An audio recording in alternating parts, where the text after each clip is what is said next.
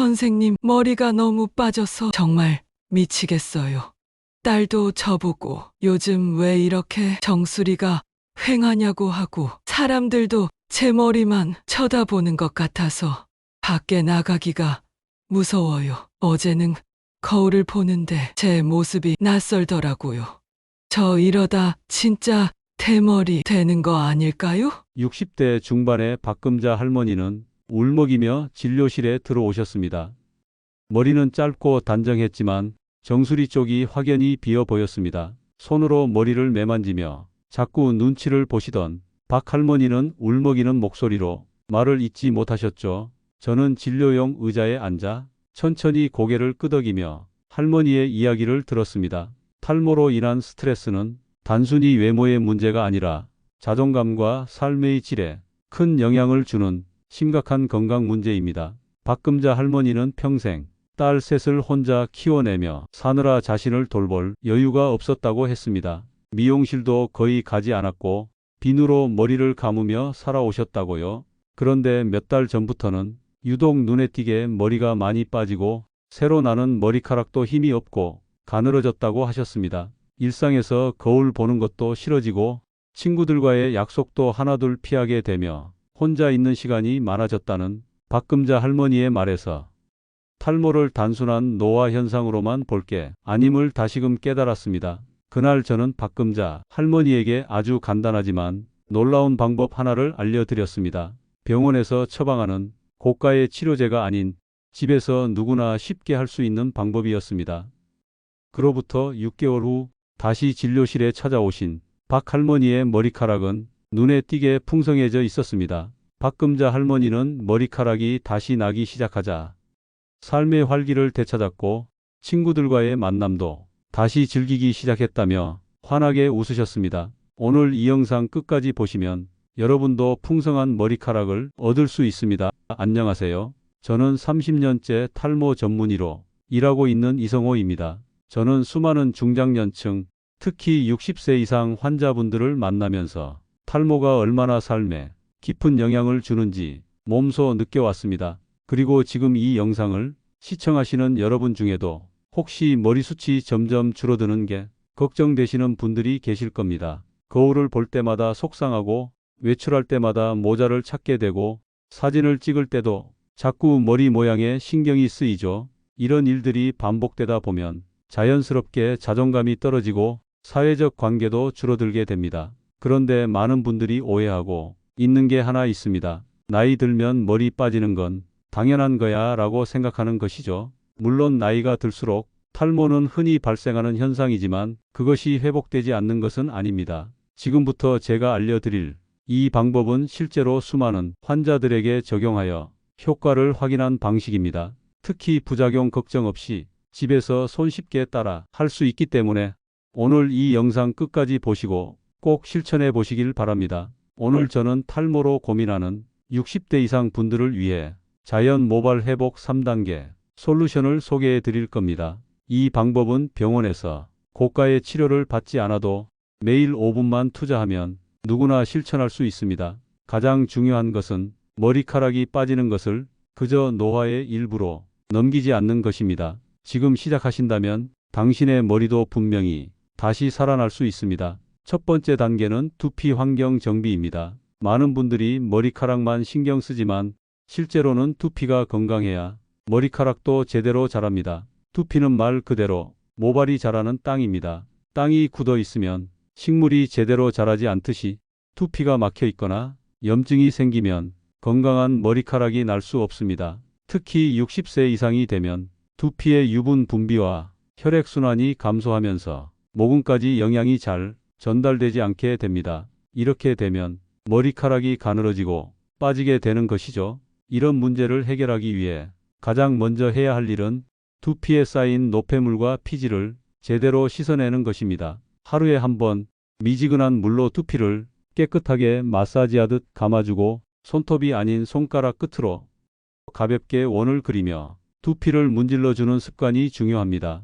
또 하나 중요한 것이 샴푸 선택입니다. 시중에 나와 있는 제품 중에서 화학 성분이 강한 제품은 오히려 두피를 자극하고 모낭을 손상시킬 수 있습니다. 천연 유래 성분이나 저자극성이라고 표시된 샴푸를 사용하시고 샴푸 후에는 찬물로 두피를 헹궈주면 모공 수축과 혈액순환에 도움이 됩니다.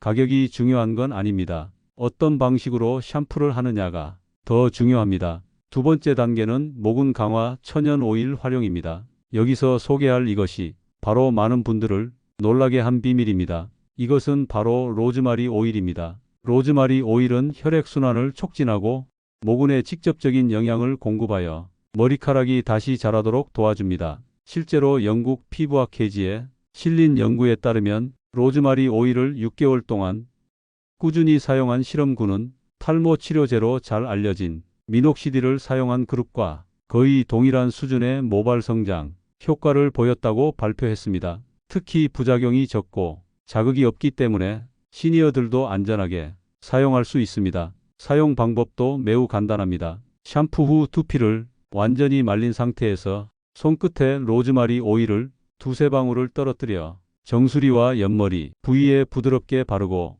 원을 그리며 5분간 마사지해 주세요. 이 동작을 매일 반복하면 모근이 자극을 받아 활동을 시작하게 됩니다. 특히 잠자기 전 사용하면 혈액순환이 촉진되어 흡수율이 높아지므로 더욱 효과적입니다. 단 100% 순수 로즈마리 오일은 자극이 있을 수 있으므로 반드시 호호바 오일이나 코코넛 오일과 같은 캐리어 오일과 1대5 정도의 비율로 희석해서 사용하는 것이 좋습니다. 캐리어 오일 5방울 정도에 로즈마리 오일 1방울 정도를 섞어서 사용해 보세요. 단 여기서 주의할 점은 너무 과한 사용은 오히려 역효과를 불러온다는 것입니다. 로즈마리 오일이 좋다고 하여 너무 많은 양을 자주 바르면 오히려 두피에 악영향을 끼칠 수 있으니 적당량을 꾸준히 사용해 주세요. 아무리 좋은 것도 지나치면 독이 될 수 있습니다. 항상 과유불급을 기억해 주세요. 세 번째 단계는 영양 공급 및 생활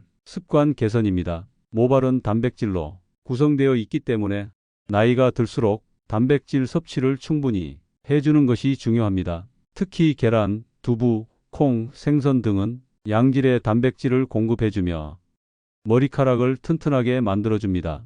또 비오틴과 아연, 셀레늄 같은 미네랄도 탈모 예방에 큰 역할을 합니다. 하루 한 끼 정도는 채소와 단백질을 고루 갖춘 식사를 하도록 노력해 보세요. 그리고 하루 10분 정도의 가벼운 산책이나 두피 마사지도 혈액순환에 큰 도움이 됩니다. 무엇보다 중요한 것은 스트레스를 줄이고 충분한 수면을 취하는 것입니다. 수면 중에는 성장 호르몬이 분비되며 모발 재생이 활발하게 이루어지기 때문입니다. 제가 기억하는 환자 중 머리카락이 너무 가늘고 빠져서 늘 모자를 쓰고 다니시던 72세 김영자 씨가 있었습니다. 김영자 씨는 병원 치료 대신 자연적인 방법을 원하셨고 제가 위에 3단계 방법을 안내해 드렸죠. 꾸준히 실천한 결과 6개월 뒤 그녀는 모자를 벗고 다시 자신감을 찾았습니다. 잔머리가 솟아나고 머리숱이 눈에 띄게 늘어나면서 주변에서도 놀랄 정도였다고 합니다.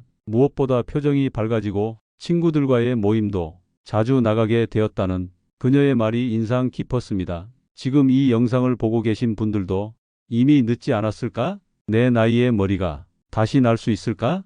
라는 생각이 드실 수 있습니다. 하지만 제가 30년 동안 수많은 환자들을 만나며 확신하게 된 것은 시작하면 반드시 변화가 생긴다는 것입니다. 그 변화는 아주 작게 시작되지만 꾸준히 실천하면 분명히 눈에 띄는 결과를 가져옵니다. 그리고 그 변화는 단순히 머리카락이 늘어나는 데서 끝나지 않습니다. 그동안 움츠러들었던 마음도 함께 펴지고 자신감도 자연스럽게 따라오게 됩니다. 마지막으로 오늘 소개한 방법들을 다시 한번 정리해 드리겠습니다. 첫째, 두피 환경을 깨끗하고 건강하게 유지해야 합니다. 둘째, 로즈마리 오일을 활용한 천연 오일 마사지로 모근에 긍정적인 자극을 주셔야 합니다. 셋째, 단백질과 영양소를 충분히 섭취하고 스트레스를 줄이며 생활 습관을 건강하게 관리하는 것이 필요합니다.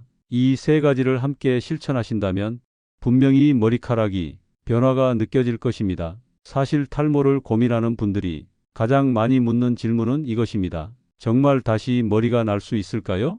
저는 단호하게 말합니다. 네, 납니다. 다만 조건이 있습니다. 반드시 두 가지를 지켜야 합니다. 꾸준함과 실행력입니다.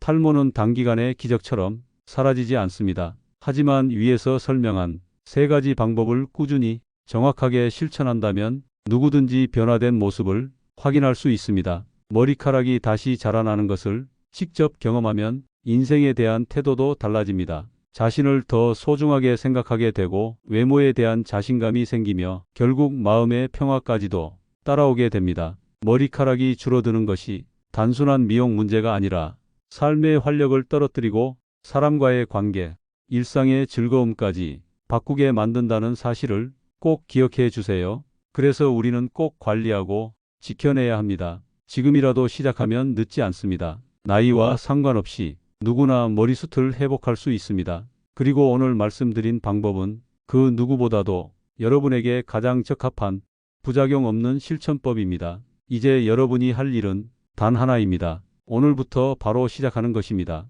오늘 이 영상을 시청한 순간부터 여러분의 변화가 시작될 수 있습니다. 박금자 할머니처럼, 김영자 할머니처럼 여러분도 다시금 자신감 넘치는 삶을 되찾으실 수 있습니다.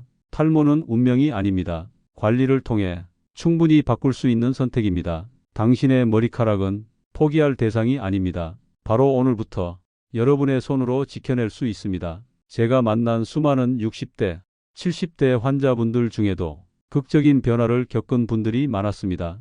여러분도 반드시 그렇게 될 수 있습니다. 이 영상이 그런 시작이 불씨가 되었기를 바랍니다. 이 영상이 도움이 되셨다면 구독과 좋아요를 꼭 눌러주세요. 여러분의 관심이 더 많은 분들에게 건강 정보를 전하는데 큰 힘이 됩니다. 혹시 이 영상을 보고 도움이 될 것 같은 친구나 가족이 있다면 지금 바로 공유해 주세요. 여러분의 작은 나눔이 누군가의 큰 변화가 될 수 있습니다. 그럼 더 좋은 영상으로 뵙겠습니다. 오늘도 풍성한 하루 되시길 바랍니다. 감사합니다.